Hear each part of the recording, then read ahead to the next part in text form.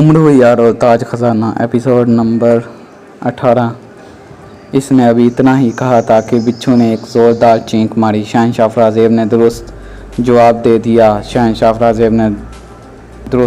दे दिया। बिच्छू ने चींकते हुए कहा। इसी लम्हे एक शोला सा चमका और बिच्छू जल कर राख हो गया। फिर जग के बाद देगरे शोले चमकते चले गए और वहाँ बिच्छू जल जल कर राख होते गए।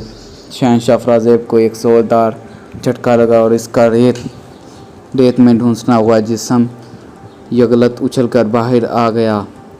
शहंशाह अफराज़ेब बौखला कर खड़ा हो गया। इसने देखा कि वो इसी सहरा में मौजूद है, लेकिन अब वहाँ एक भी बिच्छू मौजूद ना था। अलबत्ता जहाँ जहाँ बिच्छू मौजूद थे वहाँ इनकी जली हुई राख ज़रूर दिखाई दे रही थी। शहंशाह अफराज़ेब इधर उधर देख रहा था कि अचानक वहाँ तारीकी छा गई। तारीख छाते ही एक चींकती हुई तेज़ आवाज़ सुनाई दी। शहंशाह अफराज़ेब, तुमने सामने तिलिस्मात दूसरे मरहले का पहले हिस्से का जवाब देकर पहली फ़तह हासिल कर ली है। अब तुम्हें इस तिलिस्म की असल ताकत का मुकाबला करना है। तुम्हारे सामने रेत के समंदर से 1000 स्याह इंसानी ढांचे निकल कर तुम्हारे सामने आएंगे। वो सब हथियार बंद होंगे और हथियारों से तुम पर हमला करेंगे। तुम्हें इनके हमलों से खुद को बचाना और उन सबको हलाक करना है। इस तिलिस्म शिकन या तौर सिर्फ एक है, और वो कि ये इंसानी ढांचों में तुम्हें एक ऐसे ढांचे को तलाश करके फ़ना करना है जिसके दोनों हाथों के अंगूठे ना हों। जैसे ही तुम इस ढांचे को फ़ना करोगे, बाकी ढांचे खुद ब खुद फ़ना हो जाएंगे।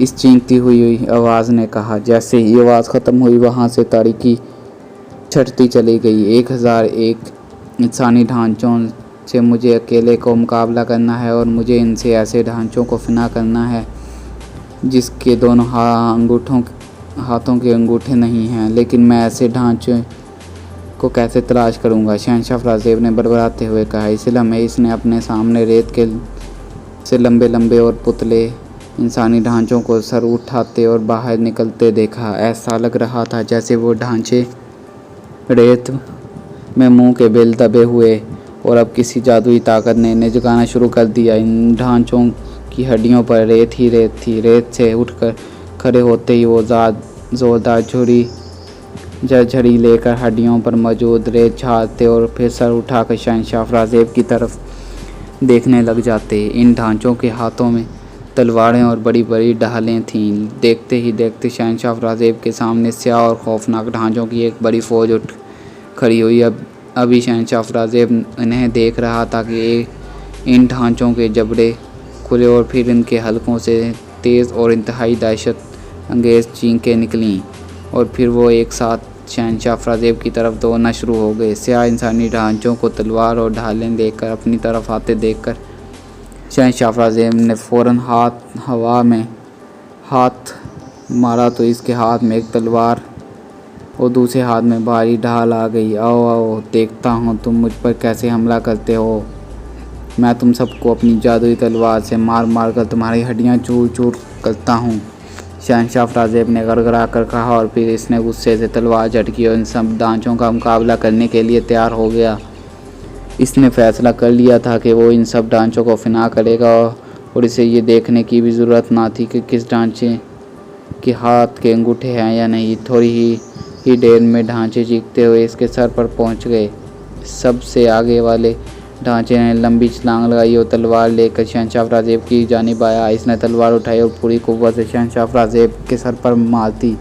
शहंशाह अफराज़ेब ने इसकी तलवार का वार अपनी ढाल पर रोका। जैसे ही इस ढांचे की तलवार इसकी ढाल से टकराई, इसी लम्हे एक ज़ोरदार कड़ाका हुआ। ये देखकर शहंशाह अफराज़ेब बौखला गया कि इसके हाथों में मौजूद ढाल यगलत राख बनकर गिर गई है।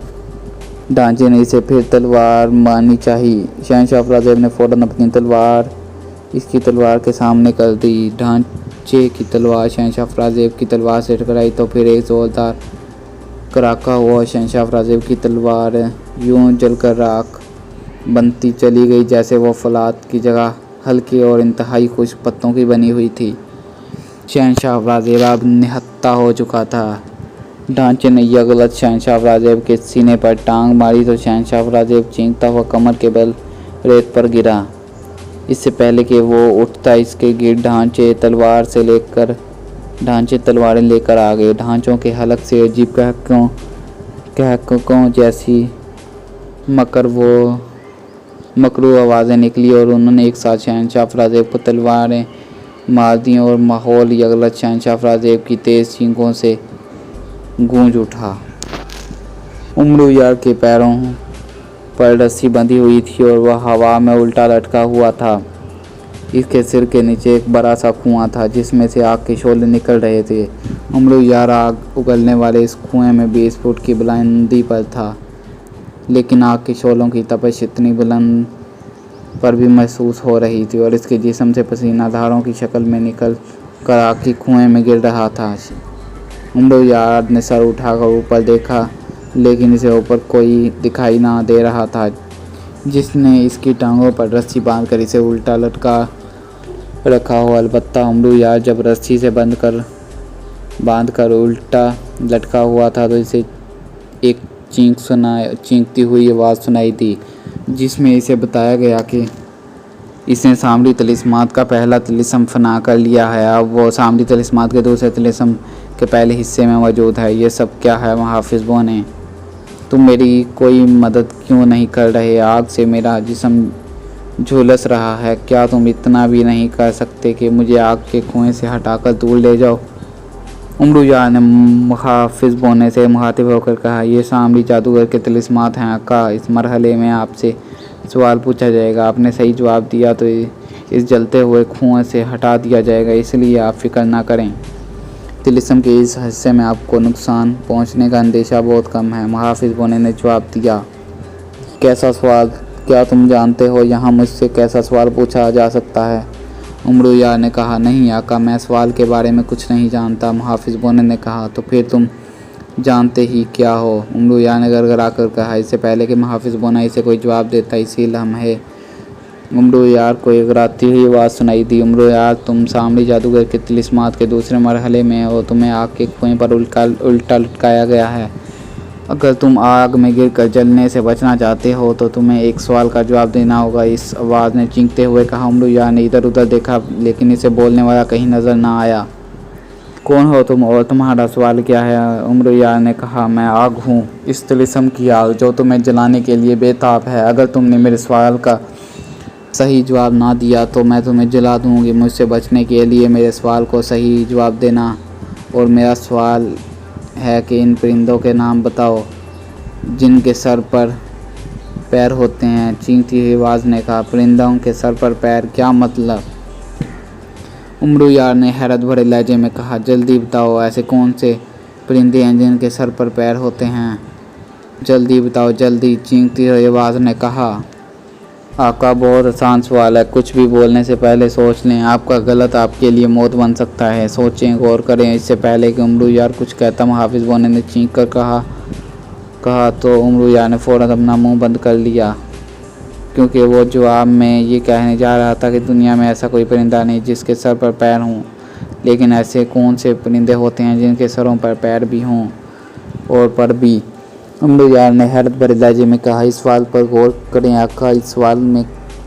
इस सवाल को ख़ास अंदाज में पूछा गया है। सवाल का जवाब सवाल ही में मौजूद है, हाफिज़ बोने ने कहा। तो उमरू यार सवाल पर गौर करने लगा। इसने सवाल को 2-3 मरतबा जहन में दोहराया तो अचानक इसके जहन में झमाका सा हुआ और दूसरे ही लम्हे से होठों पर बेख्तियार मुस्कुराहट आकी। मेरे सवाल का जवाब दो उमरू यार, चीखती हुई आवाज़ सुनाई दी। दुनिया में जितने भी परिंदे हैं इन सब के सर भी होते हैं, पैर भी होते हैं और पर भी होते हैं। दुनिया में ऐसा कोई परिंदा नहीं जिसके सर पर और पैर ना हों। उमरू यार ने मुस्कुराते हुए जवाब दिया। इसके जवाब पर एक ही लम्हे के लिए खामोशी छा गई।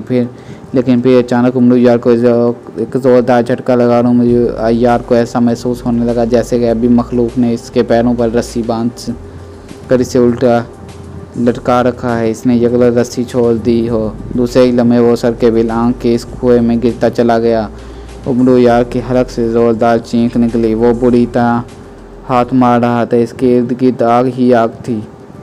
वो तेज़ी से आंखें इस कुएं में गिरता चला जा रहा था। क्या हुआ आका, आप इस तरह क्यों चीख रहे हैं? आपने बिल्कुल सही जवाब दिया है, इसलिए अब इस आग का आप पर कोई असर नहीं होगा। महाफिज बोने की चीखती हुई आवाज़ सुनाई दी तो उमरू यार जो बुरी तरह से चीख रहा था, इसने यूं मुंह बंद कर लिया जैसे इसे डर हो कि इसके मुंह में आग घुस जाएगी। क्या तुम सच कह रहे हो? मैंने वाकई सही जवाब दिया। अगर मेरा जवाब दुरुस्त है तो फिर मुझे आग के इस कुएं में क्यों फेंका जा रहा है? उमरू यार ने तेज़ लहजे में कहा। ये देखकर इसे वाकई हैरत हो रही थी कि इसके चारों तरफ आग थी, तेज़ और सुर्ख आग।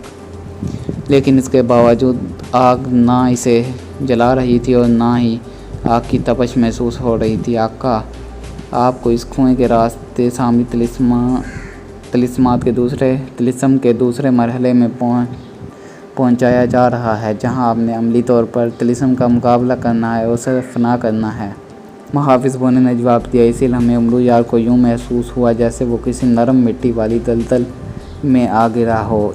इतनी बुलंदी पर से गिर कर इसे कोई चोट ना आई थी। वो जैसे ही दलदल में गिरा वहाँ तरीकी छा गई। उमरू यार का आधा जिस्म दलदल में था और आधा दलदल से बाहर। उमरू यार, तुम सामने तिलिस्मात के तिलिस्म के दूसरे मरहले में पहुंच चुके हो। इस तिलिस्म में तुम्हें इस दलदल में उतरना है। जैसे जैसे तुम दलदल में उतरते जाओगे, ये दलदल आग की तरह गर्म होती चली जाएगी। दलदल की तह तक पहुंचने से पहले तुम्हें दलदल में मौजूद सुर्ख सराख के एक सांप को तलाश करना है और उसे हलाक करना है। अगर दलदल की तह तक पहुंचने से पहले तुमने सुर्ख सांप को तलाश ना किया और इसे पकड़ ना सके तो दलदल की तह तुम्हारे पाँव जकड़ लेगी और ये दलदल लावा बनकर तुम्हें भस्म कर देगी। दलदल की गहराई 200 फुट से ज़्यादा है। तुम्हारे पास वक्त कम है, लिहाजा जल्द से जल्द सुर्ख सांप को तलाश करके इसे पकड़ो और हलाक कर दो, चीखती हुई आवाज़ ने कहा। और फिर हर तरफ खामोशी छा गई। ये क्या,